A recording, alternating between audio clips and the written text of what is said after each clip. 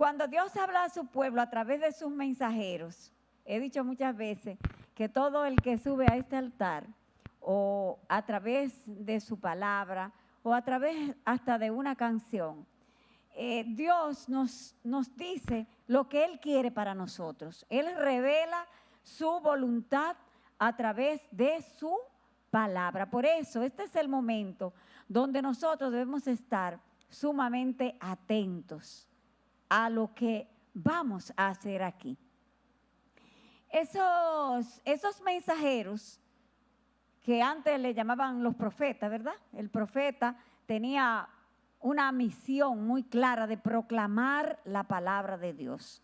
Muchas veces esa palabra venía con visión de futuro, otras veces señalaba lo malo que el pueblo había hecho, otras veces alentaba al pueblo a seguir. Y cuando lo hace todavía en esta fecha, en este tiempo, los mensajeros de Dios no dan un mensaje que es para asustar. Digo esto porque en todos estos días donde nosotros escuchamos de fuegos casi en toda la geografía mundial, donde oímos de temblores de tierra, de maremotos por otro lado, de rumores de guerra, entonces salen a flote en las redes sociales especialmente muchas profecías y muchas cosas, ¿verdad? Pero déjenme decirle una cosa, Dios no nos manda a nosotros un mensaje para asustarnos. ¿Saben lo que está pasando en este tiempo?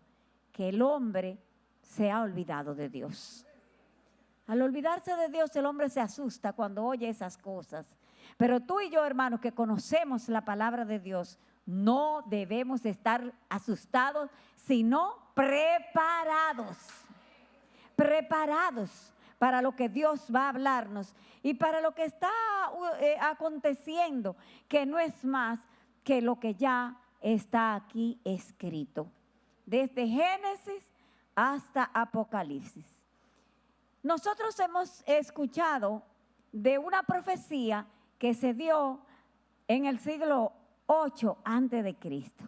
Oiga bien, Amós, profeta menor, que ya el pastor dio claramente toda la descripción de quién era y cómo era, un hombre que no tenía profesión de profeta, que no había estudiado eso, porque antes, ustedes si leen la Biblia verán que en los libros de Samuel se habla de escuela de profetas. Y este varón fue llamado por Dios, dice que como el rugido de un león fue la voz que él escuchó para asumir su responsabilidad de llevar esa palabra al pueblo. Y vamos a ver cómo Dios nos ha dado a nosotros a través de esa profecía dada en el siglo 8 antes de Cristo y nos ha hablado a nosotros y nos da una promesa. Leemos en Amós capítulo 9 versos del 11 al 15 y dice así la palabra de Dios que leemos en el nombre del Padre, del Hijo y del Espíritu Santo.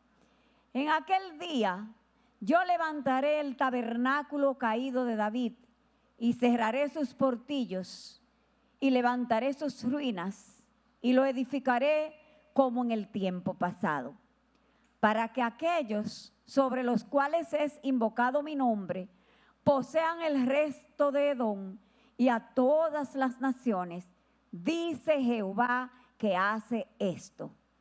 He aquí, vienen días, dice Jehová, en que el que ara alcanzará al segador y el pisador de las uvas al que lleve la simiente. Y los montes destilarán mosto y todos los collados se derretirán. Y traeré del cautiverio a mi pueblo Israel y edificarán ellos las ciudades asoladas y las habitarán. Plantarán viñas y beberán el vino de ellas y harán huertos y comerán el fruto de ellos. Pues los plantaré sobre su tierra y nunca más serán arrancados de su tierra que yo les di, ha dicho Jehová Dios tuyo. Hermano, esa palabra no la ha dicho cualquiera, la ha dicho Jehová, el Dios tuyo, el Dios a quien tú y yo le servimos. En el contexto histórico en que esta palabra le es dada al profeta Amós, que dicho sea de paso, su nombre Amós significa llevador de cargas, había sido llamado a profetizar sobre la inminencia del juicio de Dios sobre su pueblo. De manera irresponsable, este pueblo, y pese a las advertencias que Dios le había hecho, se había sumido en la indiferencia espiritual. Reemplazó la verdadera adoración a Dios por rituales y posturas de dureza creciente contra la disciplina y el orden de Dios, volviéndose rebeldes y obstinados y olvidando lo que Dios les había dicho ya hacía bastante tiempo, desde el tiempo del profeta Samuel, donde le había hablado claramente de esas actitudes pecaminosas. Vamos a ver qué era lo que Dios le había hablado a su pueblo en ese tiempo de Samuel. Está escrito en 1 Samuel 15, 22 y 23 y lo vamos a leer en la traducción lenguaje actual para que podamos entender un poco mejor. Porque resulta que las mismas cosas que estaban pasando en ese tiempo pasan en este tiempo. Pero Samuel le dijo: a Dios le agrada más que lo obedezcan y no que le traigan ofrendas. Es mejor obedecerlo que ofrecerle los mejores animales.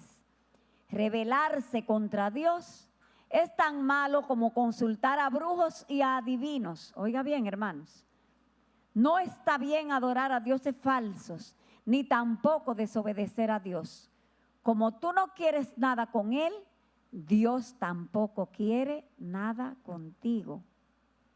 Qué triste que Dios le diga así a un pueblo, porque como pecado de idolatría era su rebeldía y su obstinación. Entonces, al decir esto, Dios le está hablando a un pueblo que necesita cambiar. Hoy nos dice a nosotros que tenemos que revisarnos y también muchas cosas necesitamos cambiarlas. En esos tiempos, en medio de esa situación, el pueblo lo primero que le da como buena nueva, o sea, el pueblo, aun cuando estaba sumido en esta situación, el Señor le avisa de todos los inminentes juicios que habría, no solamente para su pueblo, sino para los pueblos vecinos, como explicó el pastor el domingo, pero a su pueblo siempre le tiene una palabra de esperanza. Siempre hay una palabra de esperanza, porque Él no nos deja envueltos en el pecado. Y le dice a Amós en los versos 11 y 12 que Él levantará el tabernáculo caído de David, que cerrará las brechas, que levantará las ruinas y edificará como lo hizo al principio del reinado. Pero resulta que nosotros, para poder entender un poquito esto, tenemos que pensar que era un tabernáculo. Un tabernáculo era una tienda. Y entonces, el profeta nos lleva de nuevo a que entendamos que nuestro Dios da en cada tiempo instrucciones exactas, ordenadas, precisas y novedosas.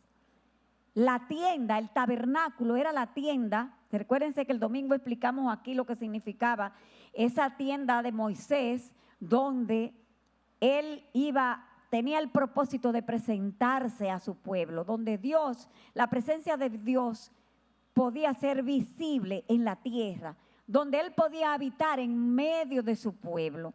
Y a Moisés le da unas instrucciones precisas, no solamente de los colores, como explicamos ese día, sino de los materiales a usarse, de las medidas. Y le dijo a Moisés hasta quiénes debían hacer eso. Llama a aquel Elioat, que es artesano, que sabe bordar en oro, que sabe tomar los colores. Dios da todas las instrucciones posibles a Moisés, pero en la historia bíblica nosotros vemos que unos siglos más tarde Dios habla a David y entonces establece un nuevo orden, un nuevo tipo del tabernáculo sin quitar el viejo. Recuerdan que íbamos a ir haciendo cambios, pero sin quitar definitivamente lo viejo, sino poco a poco, como en aquella ciudad de Estados Unidos, que hemos otras veces hablado aquí, que se van quitando los pilotillos viejos, pero antes de quitarlos se sustituyen, se van poniendo al lado los nuevos, ¿verdad? Para que no se caiga la cosa. Entonces, en un lugar que se llamaba Gabaón, quedó el tabernáculo antiguo de Moisés, tal y como estaba, y sin embargo, ya aquí nosotros encontramos en Primera de Crónicas 16, del 39 al 42, un poco largo, no lo vamos a leer, ustedes luego buscan la historia, que David tiene ahora una tienda, otro tabernáculo, una choza, dicen algunas versiones, donde hay un nuevo orden, donde los sacerdotes podían entrar confiadamente hasta el lugar santísimo, ofreciendo sacrificios de alabanza, de gozo y de gratitud, sin temor al juicio divino y conscientes de la gracia venidera. ¿Saben? Entonces es cuando nosotros vemos esa historia en la Biblia que habla de cuando David quiso trasladar el arca de la alianza, como se llamaba, ¿verdad? Y lo quiere trasladar y ocurren algunas cosas, entre ellas alguien irreverentemente le pone la mano al arca y muere. ¿Por qué? Porque David hizo el traslado sin contar con la orden de Dios, sin hacerlo como Dios había establecido que se hiciese, llevándolo de tal y cual manera. Nuestro Dios, hermano, es un Dios de orden. A Dios no le agrada la confusión. Dice la palabra de Dios que nuestra es la confusión, pero que Él es un Dios de orden. Lamentablemente, este nuevo orden de sacrificios de alabanza, que ya no habían ahí en esa tienda de David sacrificios de animales, sino sacrificio de alabanza y de adoración. Y David sale de tanto entusiasmo que se levanta sus faldas de rey, sale danzando, remolineando, llevando el arca hasta el lugar donde Dios le había mandado y ya haciéndolo de la manera correcta. Entonces hay un nuevo orden donde en esa tienda, que suponemos que era de gran tamaño, habían cientos de cantores, cientos de músicos, y lo primordial era un nuevo tipo de adoración, una adoración en espíritu y en verdad. Cuando se abandona este culto, luego de construirse el templo de Salomón, entonces durante ese tiempo y durante las generaciones siguientes de muchos reyes judíos o hebreos, no sé si decirle judíos o hebreos, muchos de ellos cayeron en el pecado de idolatría, incluyendo a Salomón. Cayeron en idolatría o permitieron que se levantaran lugares de idolatría. Y poco a poco fue cayendo y fue diluyéndose el tabernáculo de adoración de David. Por eso dice que ese tabernáculo estaba caído. Entonces, el profeta Amós reconoció estas verdades y anunció al pueblo que ya era tiempo, que Dios iba a restaurar ese tabernáculo de David.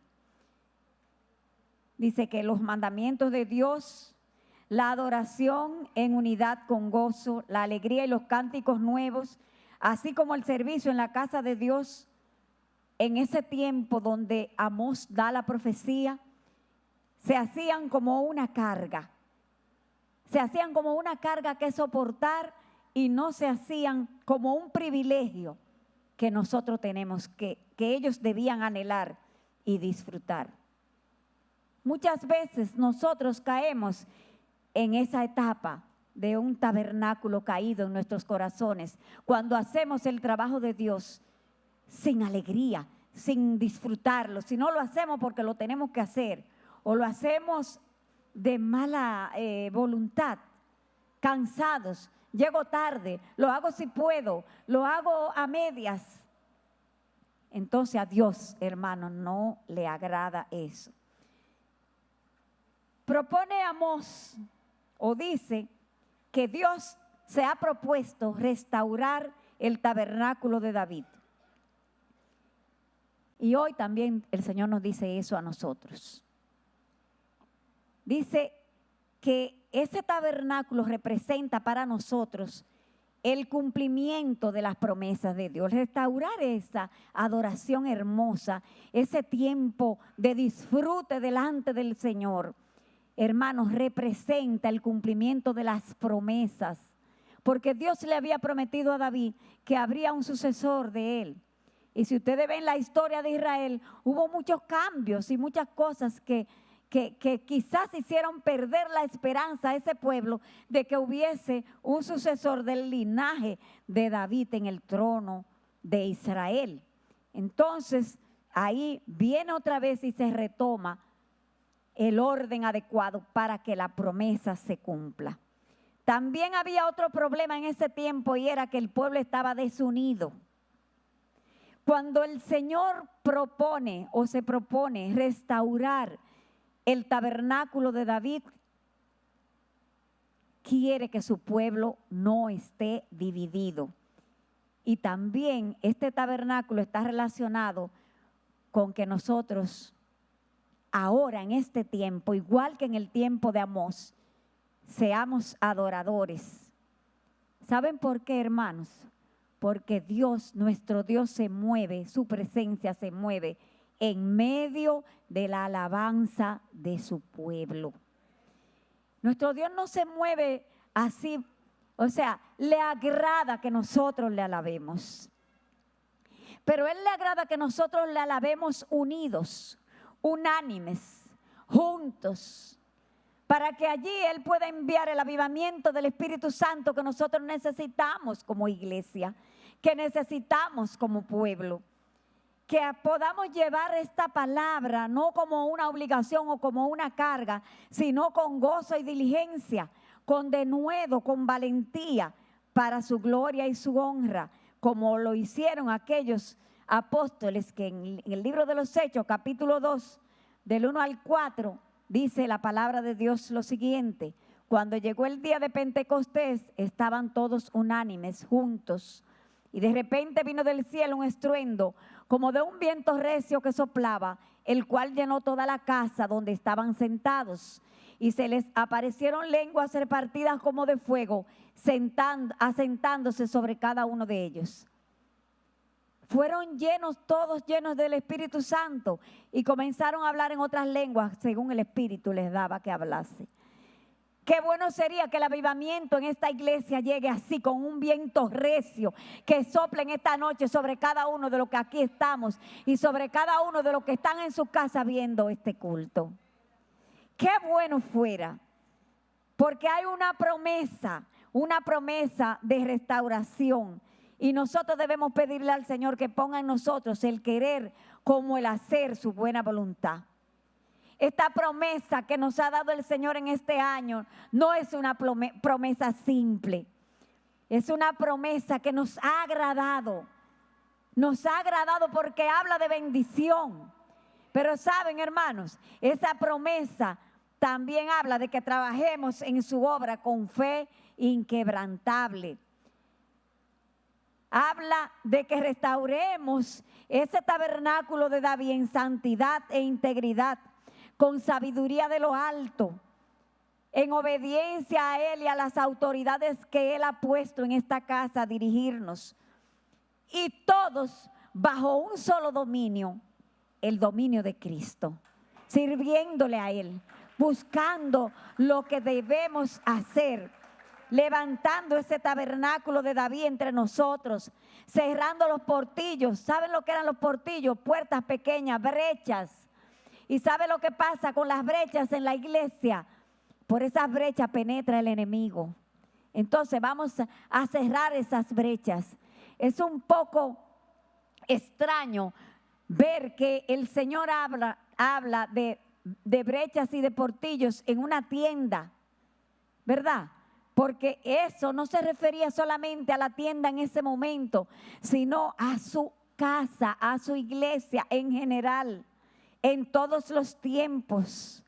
Nosotros tenemos, hermano, que pedirle a Dios que nos ayude a cerrar toda brecha al enemigo, a cerrar esos portillos, rechazando todo lo que obstaculice nuestro llamado a servir y a alcanzar a los perdidos que caminan sin salvación y a cubrir los nuevos creyentes en una nube de amor. Vamos a ver qué dice en Hechos 15, del 15 al 19. ¿Qué dice ahí la palabra de Dios? Fíjense que Amós dijimos ahorita que vivió en el siglo 8 antes de Cristo, pero luego cuando los apóstoles están ya comenzando a pregonar la palabra de Dios, entonces ellos dicen esta palabra. Y con esto concuerdan las palabras de los profetas como está escrito.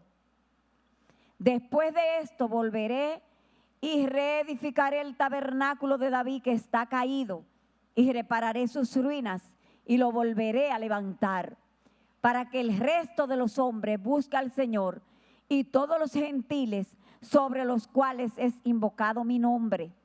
Dice el Señor que hace conocer todo esto desde tiempos antiguos, por lo cual yo juzgo, escuche bien hermano, que no se inquiete a los gentiles que se convierten a Dios.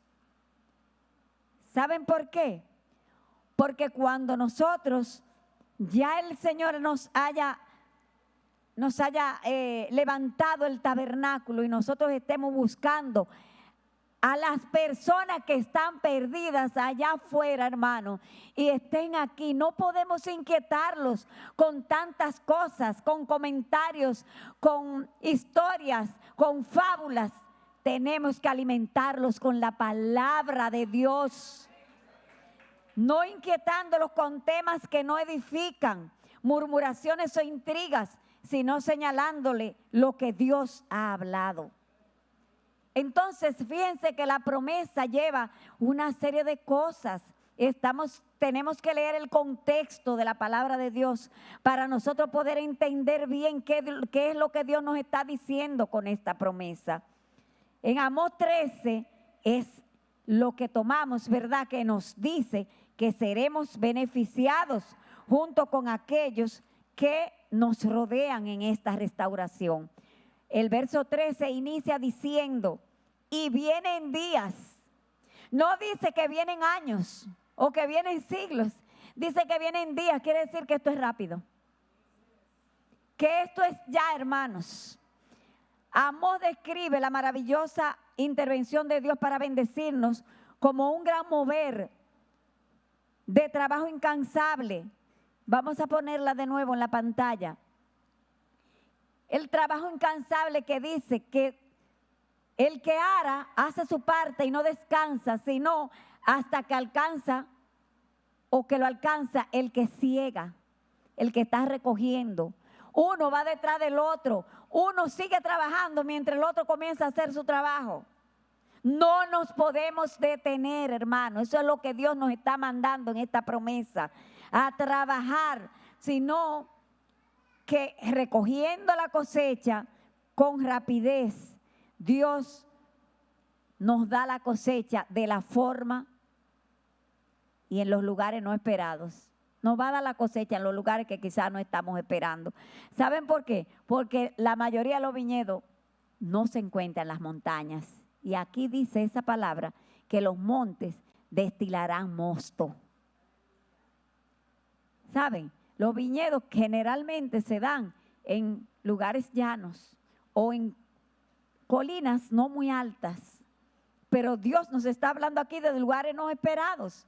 Nos dice también que el fruto va a ser bueno, de buena calidad. Estamos esperando eso, hermanos. Estamos esperando un fruto de buena calidad. Es por eso que el trabajo de este año de la cosecha no puede hacerse de manera aislada. Tiene que hacerse unidos unos con otros, dando respuesta al avivamiento verdadero. ¿Qué es el avivamiento? Es el deseo de nosotros hacer la obra de Dios, lo que tenemos que hacer. Pero eso no puede ser uno solo, tiene que ser en cada corazón, que haya un avivamiento, un deseo de trabajar verdadero, con una actividad aumentada de todos los que somos colaboradores en el reino de Dios. Hermano, que tú y yo nos recibamos esta gracia que nos ha dado el Señor en vano. Que no nos quedemos sentados porque a mí no me corresponde. sino que hagamos el trabajo juntos. La obra de Dios merece toda nuestra energía y esfuerzo. Preparémonos a trabajar, pues este trabajo nunca es infructuoso. Segunda de Timoteo 2:6. ¿Qué dice Segunda de Timoteo 2:6? Dice que el labrador, para participar de los frutos, debe trabajar primero. ¿Cuántos quieren cosecha en este año? ¿Cuántos quieren cosecha en este año? Levanten la mano. ¿Cuántos quieren la bendición de Dios que viene con esa cosecha? Entonces, Segunda de Timoteo nos da la clave. El labrador, para participar de los frutos, debe trabajar primero. ¿Cuántos están dispuestos a trabajar primero? Gloria a Dios. La bendición que Dios nos ha comenzado ya a enviar este año no se detendrá. Nos ha dicho que esta bendición es continua. Estemos seguros de que estamos a salvo en la tierra de bendición que fluye leche y miel, porque la bendición nos va a alcanzar aquí. Aquí nos va a alcanzar la bendición. Entonces, su palabra en Amós 9:9 llenó mi corazón de gozo, porque dice que Israel ya no seguirá siendo zarandeado. ¿Saben lo que es el zarandeo? ¿Recuerdan aquella expresión de Jesús cuando le dijo a Pedro, Satanás te ha pedido para zarandearte? Nosotros, muchos de nosotros, la mayoría de nosotros hemos sido zarandeados fuertemente, de muchas maneras. Sin embargo, tenemos a un Dios intercesor que está allá delante del Padre, intercediendo para que la fe nuestra no falte, hermanos. Por eso estamos aquí, porque la fe no nos ha faltado, porque nuestro Jesucristo, sacerdote santo, perfecto, del orden de Melquisedec, está ya intercediendo por ti y por mí, para que la fe no nos falte. Entonces, podemos decir sin temor que la bendición que Dios nos mandará o nos está mandando ya va a ser continua. Podemos decir, como dicen Amós 9, 14 y 15. Amós 9, 14 y 15. Y traeré del cautiverio a mi pueblo Israel, y edificarán ellos las ciudades asoladas. Los que están en cautiverio, los que están allá afuera, que son parte del pueblo de Dios, que son escogidos y señalados desde antes de nacer, pero que todavía faltan por llegar. Los que están dispuestos para ser salvos, como dice la palabra, que Dios añade a su iglesia los que han de ser salvos. A estas personas las estamos esperando nosotros, pero la tenemos que buscar. Tenemos nosotros que predicar el evangelio, porque no sabemos quiénes son aquellos que están señalados para ser salvos. Entonces tenemos que predicarle a todos. Edificarán ellos las ciudades asoladas y las habitarán. Plantarán viñas y beberán el vino. Me lo moviste antes de tiempo. El verso, y beberán el vino de ellas, y harán huertos, y comerán el fruto de ellos. O sea que es gente que el Señor va a mandar para que también trabaje aquí dentro. Es personas que van a afirmarse aquí, pero que van a trabajar, que van a dar fruto. Por eso es que antes el Señor nos advierte en el libro de los Hechos, capítulo 15, que leímos ahorita, que tenemos que tratarlos bien. A los gentiles que se conviertan, a los que llegan a este lugar. Entonces, en el verso siguiente dice, pues los plantaré sobre su tierra y nunca más serán arrancados de su tierra que yo les di, ha dicho Jehová, Dios tuyo. Lo ha dicho Jehová. Todo esto, hermano, que hemos hablado en esta noche, habla de crecimiento en cantidad y en calidad.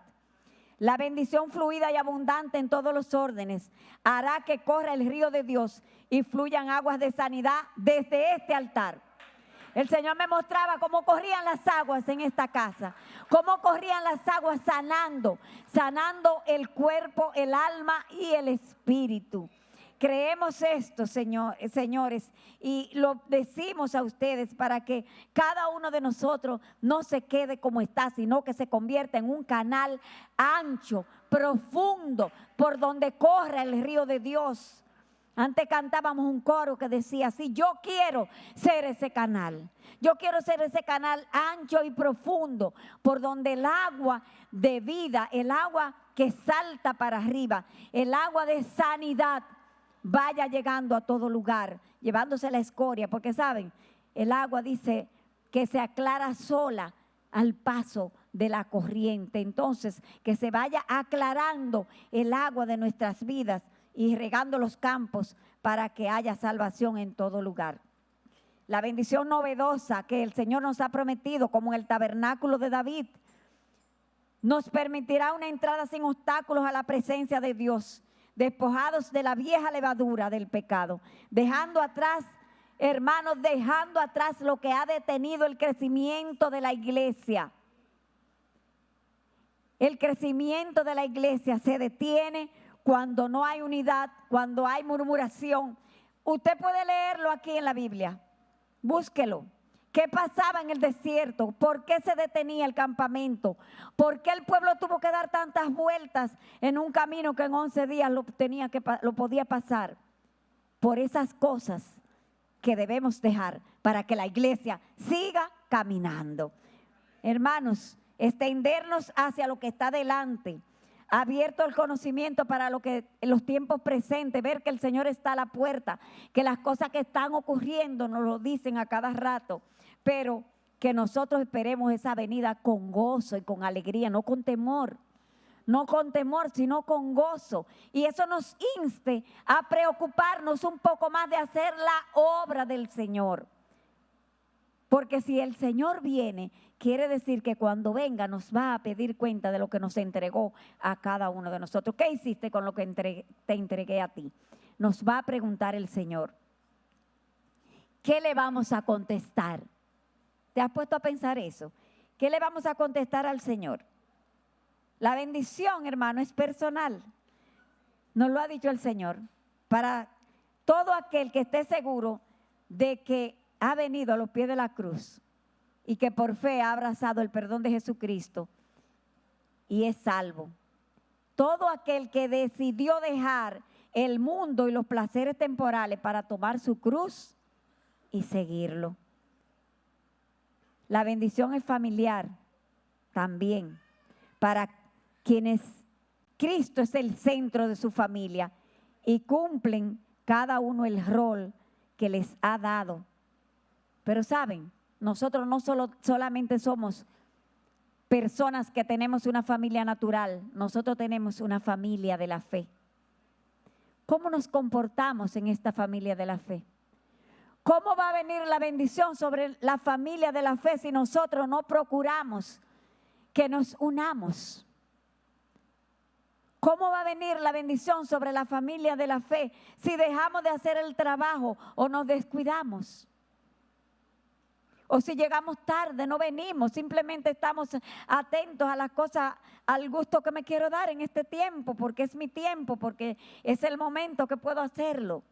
Y no pienso que tengo una responsabilidad con la familia de la fe en la que Dios me ha puesto. Pensemos un poquito en todo esto, porque de verdad queremos la bendición. ¿Cuántos quieren la bendición? Entonces son muchas cosas que tenemos que tener cuidado, mucho cuidado, y servir juntos en agradecimiento a Dios. Servir juntos en esta familia de la fe. Hermanos, Hebreos 10, 24, 25 nos dice algo muy importante. Dice, y considerémonos unos a otros para estimularnos al amor y a las buenas obras, no dejando de congregarnos como algunos tienen por costumbre, sino exhortándonos, y tanto más cuando ves que aquel día se acerca. Entonces, si vemos que el día se acerca, ¿cómo es que vamos a perder el tiempo en tantas cosas allá afuera cuando tenemos que venir a congregarnos para estimularnos al amor juntos? La distancia, hermano, el estar uno aquí y otro allá no nos ayuda. No nos ayuda. El Señor nos hizo a nosotros para convivir juntos. El Espíritu Santo, dijimos ahorita, que baja, viene, desciende, se derrama y llena de todos sus dones al pueblo cuando está juntos, cuando nos congregamos juntos y unánimes. Dios ha prometido que cumplirá todo esto. Yo quiero pedirle a los muchachos que suban. Y nosotros tenemos que tener nuestros ojos puestos en Jesús. ¿Sabes? Queremos la bendición, pero lo primero es poner nuestros ojos en Jesús, el autor de la bendición, el que tiene en su mano la bendición. Por eso todas estas cosas que hemos hablado en esta noche, disfrutemos la bendición que Dios nos va a dar sin perder la confianza, con paciencia, para que habiendo hecho la voluntad de Dios, obtengamos la promesa. Eso lo dice la palabra de Dios. Tenemos que hacer la voluntad de Dios para poder obtener la promesa.